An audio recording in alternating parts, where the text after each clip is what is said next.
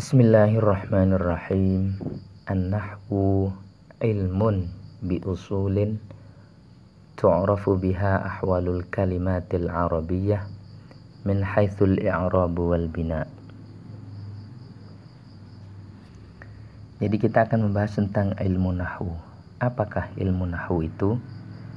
Ilmu nahwu itu adalah sebuah ilmu yang membahas tentang pokok-pokok kaidah guna mengetahui keadaan kalimat dari sisi i'rab dan binanya. Dalam mempelajari bahasa Arab, kita harus mengetahui kaidah-kaidah dari bahasa Arab itu sendiri.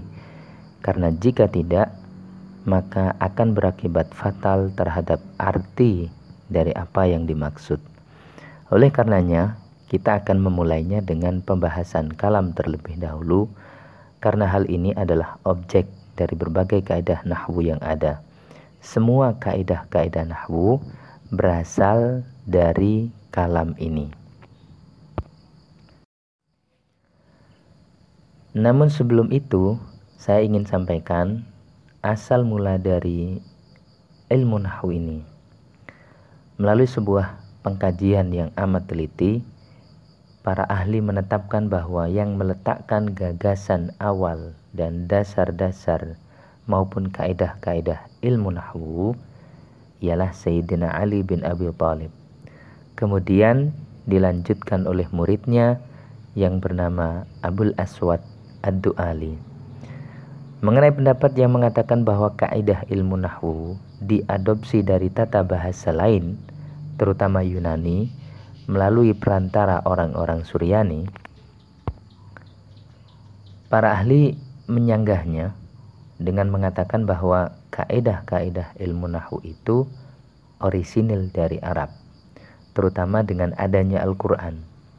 Para ahli mengatakan bahwa tata bahasa Yunani memang sempat mempengaruhi ilmu nahwu, namun itu terjadi setelah ilmu nahwu sendiri sudah berada di tengah-tengah formasinya.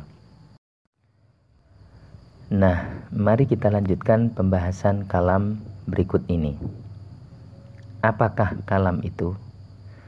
Kalam adalah rangkaian kata seseorang yang mengandung pengertian yang lengkap dalam keadaan sadar. Terdiri dari 4 unsur, yakni lafal, murakkab, mufid, dan wadha'. Apakah itu lafal? Lafal adalah as-sautul mustamil ala ba'dil hurufil hijaiyah. Jadi lafal adalah suara yang mempunyai kandungan huruf hijaiyah. Sementara murakkab adalah ma tarakkaba min kalimataini fa akthar, yaitu lafal yang tersusun dari 2 kata minimal atau lebih. Kalau mufid, ma afada faidatan yahsunu sukutu 'alaiha minal mutakallim was-sami'. Jadi mufid adalah sebuah ucapan yang memberikan faedah, memberikan pengertian yang lengkap, kira-kira demikian. Kemudian wadha' itu al-qasdu. Wadha' adalah kesengajaan. Ada 2 pendapat dalam hal ini. Ada yang mengatakan di samping al-qasdu harus juga pakai bahasa Arab. Jadi kalau tidak memakai bahasa Arab, maka ini tidak masuk kategori wadha'. Contoh yang memenuhi unsur dari keempat tadi adalah seperti contoh ja'a Zaidun, datang siapa Zaid. Hal qama Zaidun, apakah berdiri siapa Zaid. In qama Zaidun qama Amrun, jika berdiri siapa Zaid maka berdiri pula Amr.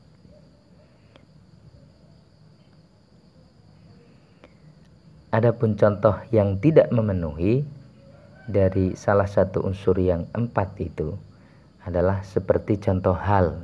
Jadi mestinya hal qama Zaidun itu hanya hal. Apakah? Jadi tentu ini tidak memenuhi unsur murakkab terus mufid. Kemudian in qama Zaidun. In qama Zaidun, jika berdiri siapa Zaid. Nah, ini ada unsur lafal, ada unsur murakkab, wadho juga ada, akan tetapi ini tidak mufid. Wa ma yuta'allafu minal kalami kilmatun, atau dibaca kalimah. Nah, komponen dari kalam itu sendiri yang biasa diterjemahkan dengan kalimat itu disebut kalimah atau kilmah. Kalau diterjemahkan ke bahasa Indonesia menjadi kata. Nah, kalimah ini terbagi menjadi 3 bagian. Yang pertama isim, yang kedua fi'il, yang ketiga harf atau huruf yang mempunyai makna.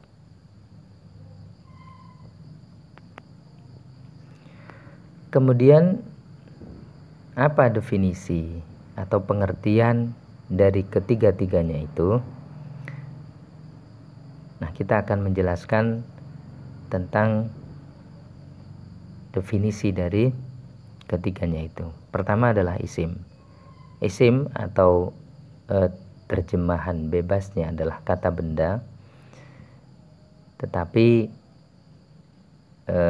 definisi isim itu menurut ulama nahwu adalah suatu kalimah atau kata ya, yang menunjukkan makna tersendiri dan tidak terikat dengan waktu.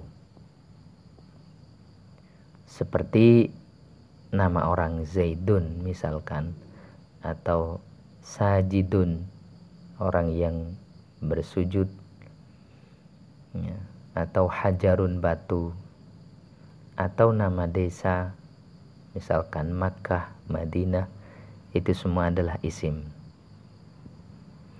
Sedangkan fi'il atau kata kerja ya, adalah sebuah kalimat yang menunjukkan suatu makna tersendiri dan terikat dengan salah satu dari 3 bentuk waktu, yakni lampau, sekarang, atau yang akan datang.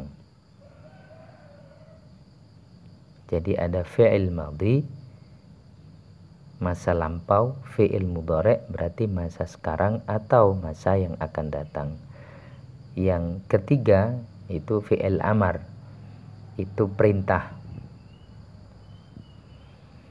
Kemudian harf atau huruf.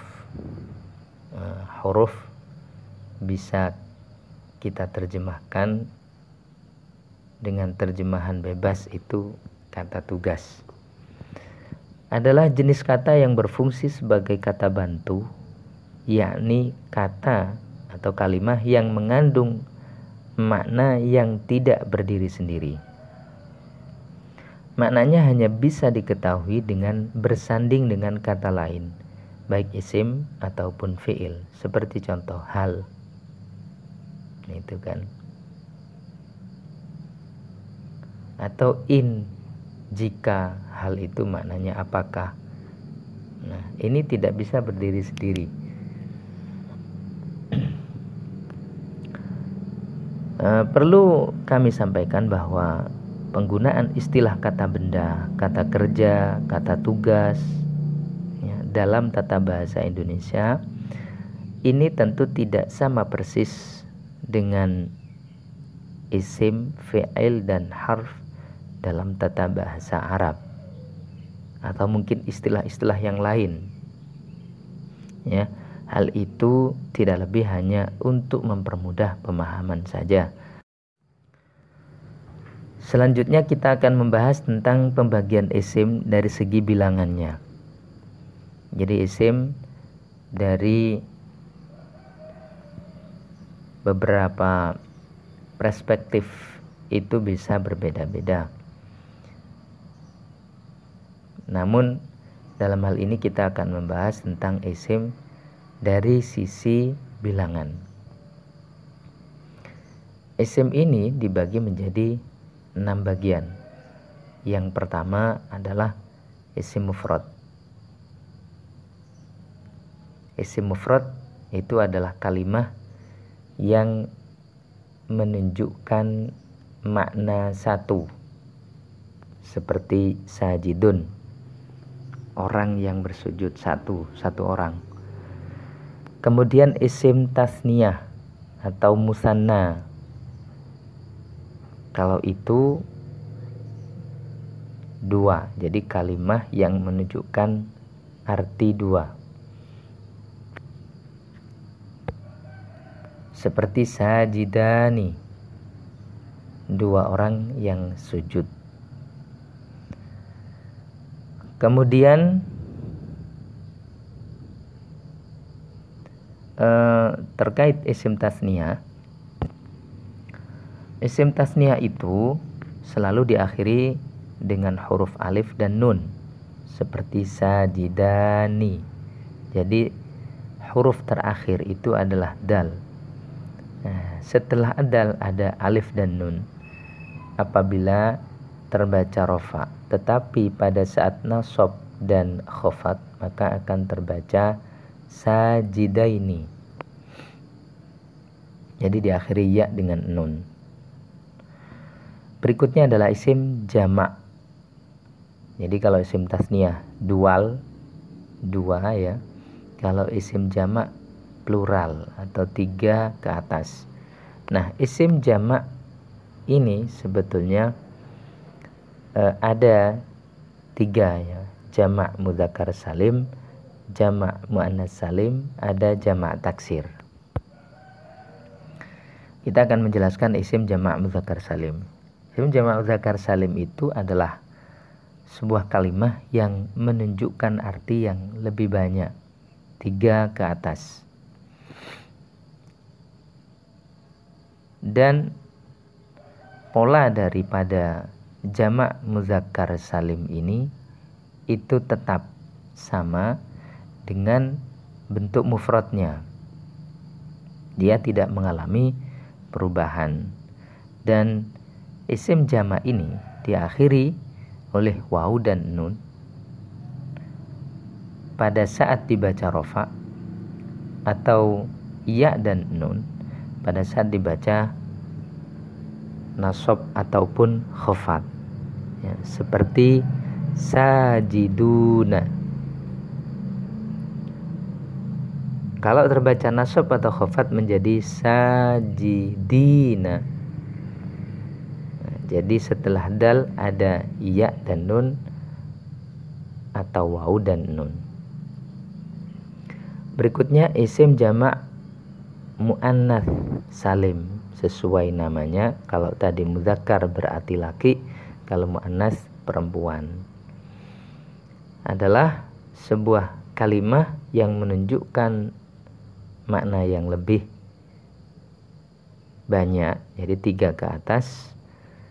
Dan sebagaimana jamak mudzakkar salim, pola daripada jamak muannats salim ini tidak mengalami perubahan, makanya dikatakan salim. Dan isim jamak ini senantiasa diakhiri oleh alif dan ta di rafa, nasab ataupun khafat. Ya. Seperti contoh sajidatun, perempuan banyak yang bersujud. Kemudian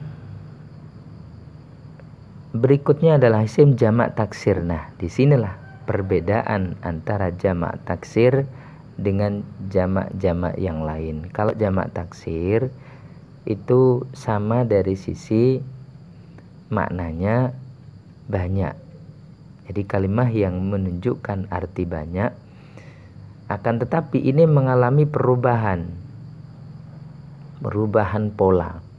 Sebagaimana sujadun, ini sudah sama sekali berubah dari kata mufradnya, yakni sajidun. Kalau yang lain sajiduna, sajidatun, bahkan dalam isim tasniyah juga tidak mengalami perubahan, sajidani. Akan tetapi ketika dirubah menjadi jamak taksir, maka polanya berubah jadi sujadun. Nah, itulah perbedaan antara jamak taksir dengan jamak muzakkar dan muannas salim. Berikutnya adalah asmaul khamsah, atau diterjemahkan dengan isim yang 5. Ini adalah isim-isim tertentu yang dengan beberapa persyaratan. Nah, ini asmaul khamsah ini terdiri dari 5 kata. Jadi abun, akhun, hamun, famun, zu, ya. Cuman dalam kitab lain itu ada 6 asma'us sittah, ada hanung. Nah, di sini ada beberapa persyaratan yang harus dipenuhi oleh kelima atau keenam kata itu apabila dia akan dimasukkan dalam kategori asmaul khamsah. Berikutnya adalah fi'il. Fi'il dibagi menjadi 3 bagian. Ada fi'il madhi seperti contoh doroba, fi'il mudhari, yadribu, fi'il amar, idrib. Doroba artinya telah memukul, yadribu artinya akan atau sedang memukul, idrib artinya pukullah. Jadi fi'il madhi sebagaimana yang telah dijelaskan itu menunjukkan suatu pekerjaan atau kejadian yang sudah terjadi. Jadi telah memukul, gitu kan. Kalau akan memukul atau sedang memukul, maka itu fi'il mudhari. Kalau menunjukkan arti perintah, maka namanya fi'il amar. Nah, di sini kalau dilihat dari perspektif tasrif, ada lagi yang namanya fi'il amar, ya, fi'il nahi, ya, bukan fi'il amar, fi'il nahi, seperti la tadrib, larangan untuk melakukan pekerjaan. Berikutnya adalah huruf. Nah, contohnya adalah hal. Jadi sebagaimana penjelasan yang telah disampaikan, jadi huruf ini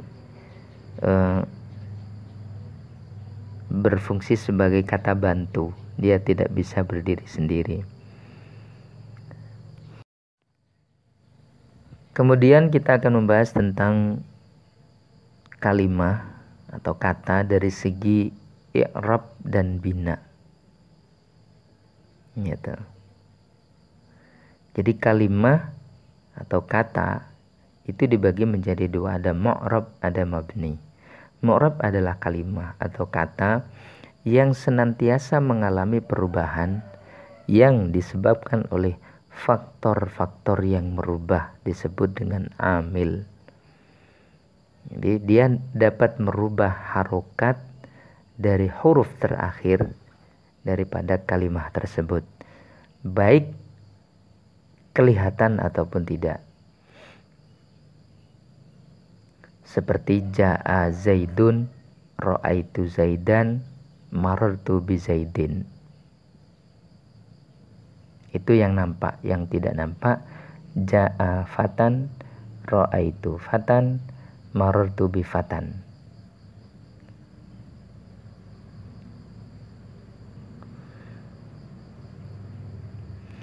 Sedangkan mabni itu kebalikannya. Jadi dia tidak pernah mengalami perubahan walaupun ada amil apapun. Seperti contoh min aina anta. Aina itu ada warna merah. Aina itu tidak pernah mengalami perubahan. Di situ ada min huruf jar yang semestinya dibaca min ainin anta. Harusnya. Terus di bawahnya adalah aina anta, harusnya ainun anta karena statusnya menjadi khabar muqaddam, anta mubtada muakhar.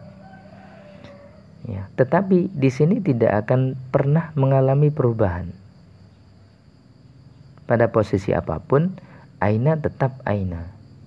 Nah, disitulah kemudian kalimat seperti ini dikategorikan sebagai mabni.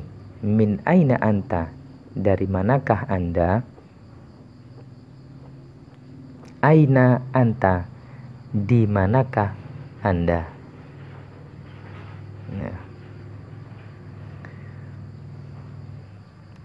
Nah, perlu kami jelaskan terlebih dahulu bahwa mu'rab berarti kalimah yang mengalami perubahan, sedangkan i'rabnya adalah perubahannya.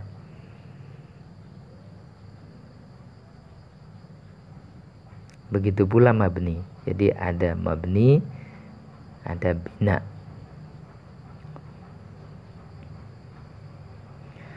Kemudian bicara tentang mu'rab atau i'rab, gitu. Nah, i'rab itu dibagi menjadi 4. Ada rafa, nasab, khafat, dan jazm. Sedangkan bina itu ada 4 juga, yakni dhammah seperti contoh haitsu, fathah seperti contoh aina, kasrah seperti contoh amsi, sukun seperti contoh kam.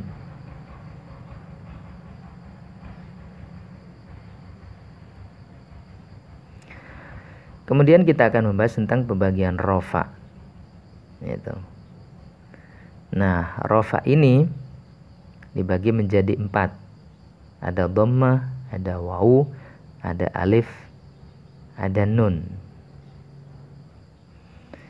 Kemudian dhammah itu bertempat pada 4 tempat.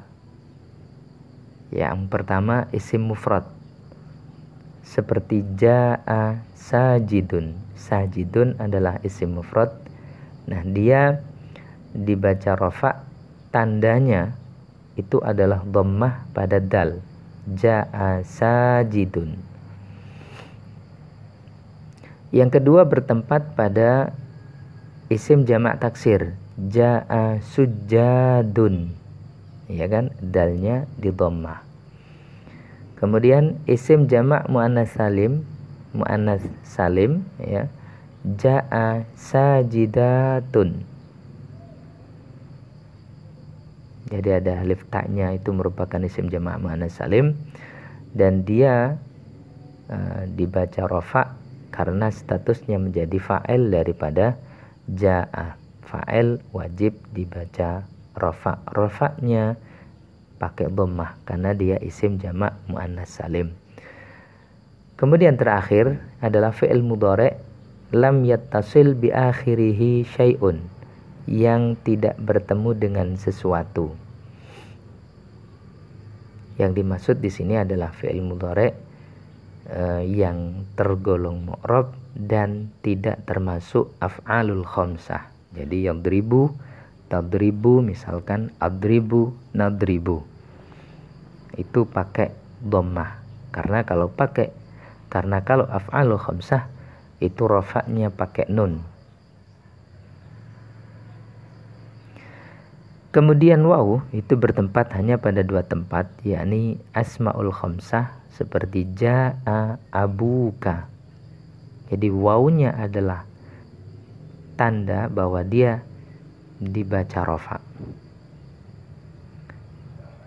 Karena wawu ini akan mengalami perubahan pada saat ada tuntutan harus dibaca nasab seperti ra'aitu abaka, maka waw ini berubah menjadi alif. Kemudian isim jamak mudzakkar salim, ya, contohnya ja'a sajiduna. Ini ada waw setelah dal, itu menjadi tanda rofaknya isim jamak mudzakkar salim itu.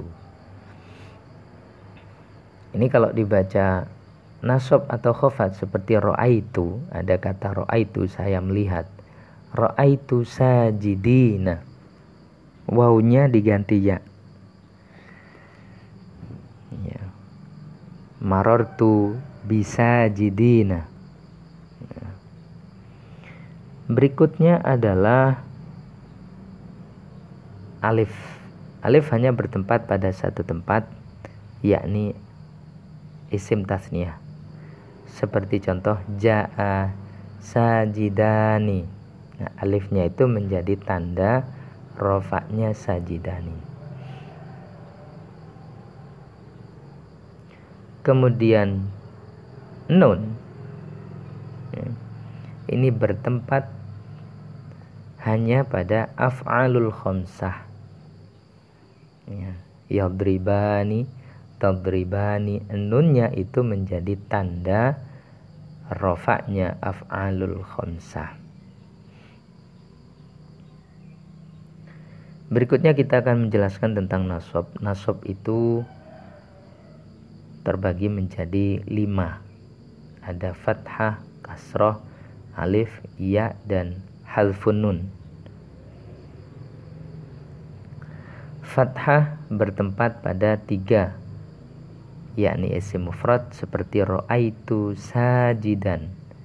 Dalnya itu ada fathah di sana. Itu menjadi tanda dia dibaca nasab karena dia menjadi maf'ul bih, sedangkan maf'ul bih wajib dibaca nasab. Nasabnya pakai fathah karena dia isim mufrad. Kedua adalah isim jamak taksir seperti contoh ra'aitu sujjadan.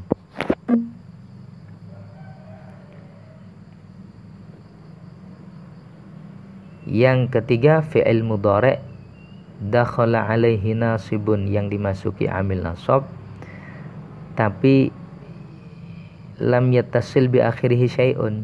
Ya, di sini fi'il mudhari' yang tidak bertemu dengan sesuatu sebagaimana yang telah dijelaskan di depan. Jadi fi'il mudhari' yang bukan termasuk af'alul khamsah, juga fi'il mudhari' yang mu'rab. Jadi yadribu ada amil nasab yakni lan, maka menjadi lan yadribah. Baknya itu fathah.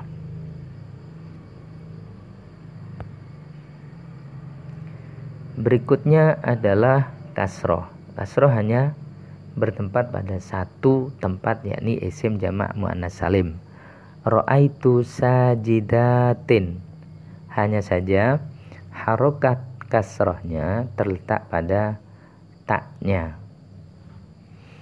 Jadi ra'aitu sajidatin. Jadi kasroh itu menjadi tanda bahwa sajidatin ini dibaca nasab karena ia menjadi maf'ul bih dari ra'aitu. Berikutnya alif itu bertempat pada satu tempat, yakni asmaul khamsah. Ra'aitu abaka. Tadi kita jelaskan ja'a abuka, wawnya menjadi tanda rafa karena dia menjadi fa'il, sementara ketika menjadi maf'ul bi, waw itu berubah menjadi alif. Ra'aitu abaka. Nah, alif ini menjadi tanda dari nasabnya asmaul khamsah abaka itu. Kemudian ya bertempat pada 2, yakni isim tasniyah dan isim jamak mudzakkar salim. Seperti contoh ra'aitu sajidaini. Dia ketika rafa jaa sajidani, alifnya berubah menjadi ya. Nah, ya itu menjadi tanda nasabnya sajidah ini karena dia menjadi maf'ul bih dari ra'aitu. Isim jamak mudzakkar salim seperti contoh ra'aitu sajidina. Nah, di sini ada kesamaan ya dan nun, di mana kalau di dalam kitab kuning itu tidak berharokat gitu. Jadi kalimatnya sama, akan tetapi bedanya kalau isim tasniyah sebelum ya itu di fathah, setelah ya di kasroh. Kalau isim jamak mudzakkar salim itu kebalikannya, sebelum ya di kasroh, setelah ya yakni nun itu di fathah. Nah, kemudian bagaimana cara menentukan apakah itu isim tasniyah atau isim jamak mudzakkar salim? Maka itu harus melihat qara'inul kalim atau kalimah yang menyertainya. Jadi konteksnya apa itu dilihat dulu. Berikutnya adalah halfun nun. Jadi halfun nun hanya bertempat pada af'alul khamsah yang dimasuki amil nasab seperti lan. Jadi yadribani tadribani, yadribuna tadribuna, tadribina, itu semua adalah af'alul khamsah. Apabila dimasuki amil nasab, nunnya hilang. La yadriba, di situ saya tulis nun ada tapi kita samarkan. Jadi untuk menunjukkan bahwa ada nun yang terbuang di situ.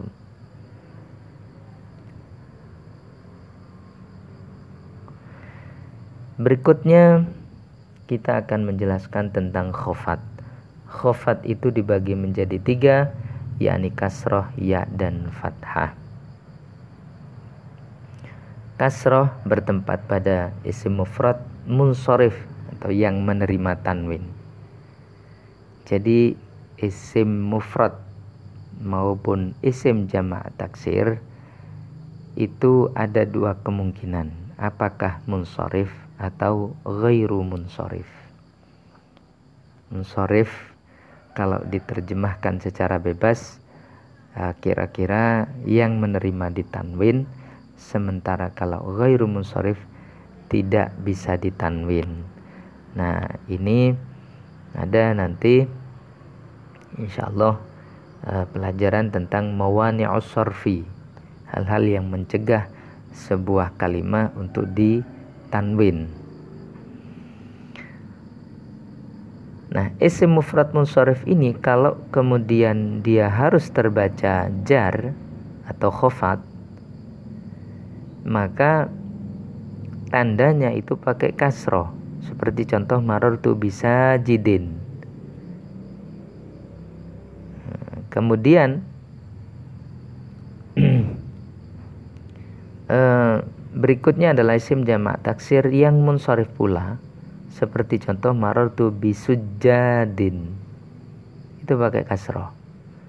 Kasrohnya sebagai tanda bahwa sujadin itu dibaca khofat karena ada harful khafdi, huruf khofat yakni ba. Berikutnya adalah isim jamak muannas salim, marartu bisajidatin, ya, itu pakai kasroh.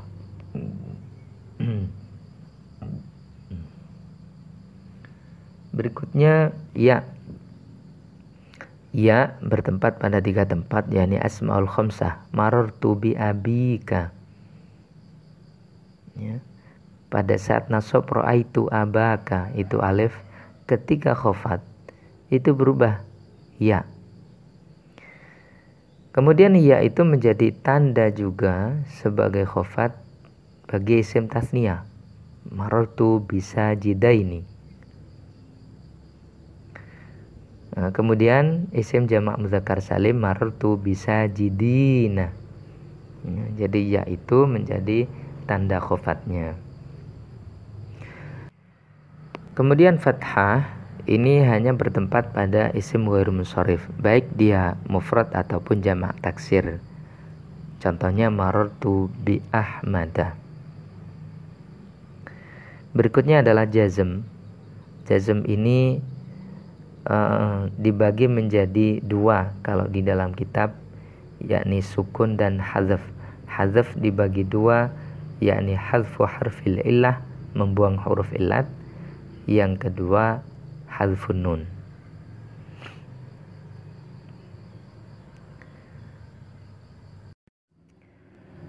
Sukun yang menjadi tanda jazm itu bertempat pada fi'il mudhari' yang huruf akhirnya sahih pada saat dia dimasuki amil jazm, seperti lam yadrib. Asalnya yadribu, karena ada lam maka ba-nya itu menjadi sukun, lam yadrib. Berikutnya adalah hadzfu harfil illah, terbuangnya huruf illat. Jadi apabila fi'il mudhari' huruf akhirnya itu terdiri dari waw alif ya, waw alif ya, kemudian disebut dengan mu'tal akhir dan dimasuki amil jazm, maka huruf illatnya hilang. Seperti yaghzu, asalnya ghaza yaghzu, itu setelah zai ada wawunya. Nah, karena ada lam menjadi lam yaghzu, jadi wawunya hilang. Di situ saya tulis wawunya itu samar, jadi wawunya hilang. Jadi kalau nulis tidak pakai waw. Berikutnya adalah halfun nun. Halfun nun berarti membuang nun.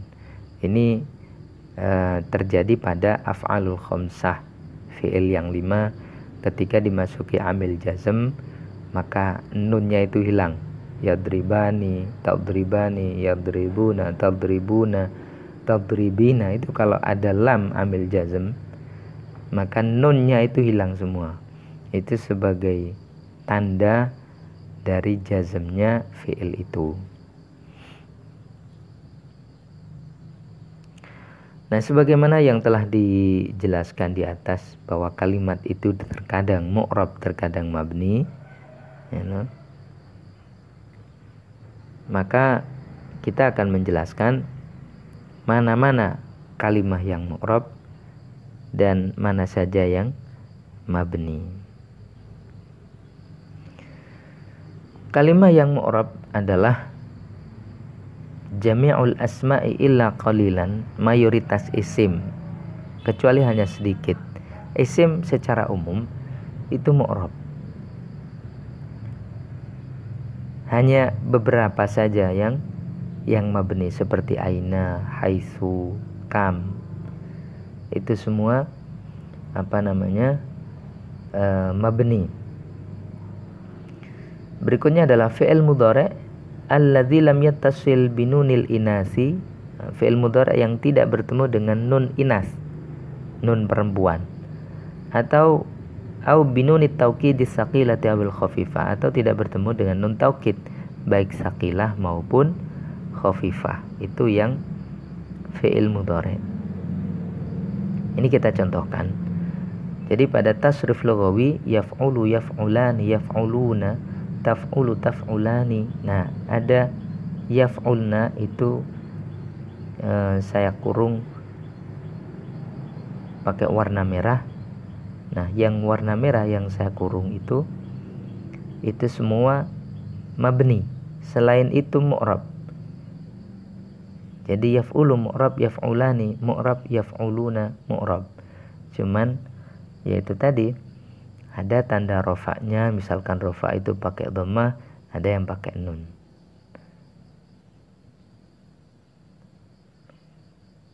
Terus ini adalah contoh fi'il mudhari' bertemu dengan nun taukid saqilah, yakni yang ada tasydidnya. Yaf'ulanna, yaf'ulani, seluruhnya itu mabni. Dia tidak akan pernah mengalami perubahan. Nah, ini contoh dari nun taukid khafifah. Jadi yaf'ulan Sret, yaf'ulun. Itu. Nah, ini tidak akan pernah mengalami perubahan. Nah, itu contoh fi'il mudhari yang mabni. Berikutnya mana saja kalimah-kalimah yang mabni? Al-mabniyatu minal kalimati jami'ul ahruf, seluruh huruf. Huruf tidak ada satupun yang mu'rab, semuanya mabni. Kedua adalah ba'dul asma'i, sebagian kecil isim, seperti aina, haitsu, kam, itu kan. Nah, berikutnya adalah jami'ul af'al, seluruh fi'il, baik fi'il madhi, fi'il amar, fi'il mudhari. Yang terkecuali adalah seperti tadi, yakni fi'il mudhari yang tidak bertemu dengan nun inas seperti dicontohkan tadi, atau nun taukid sakilah maupun khafifah.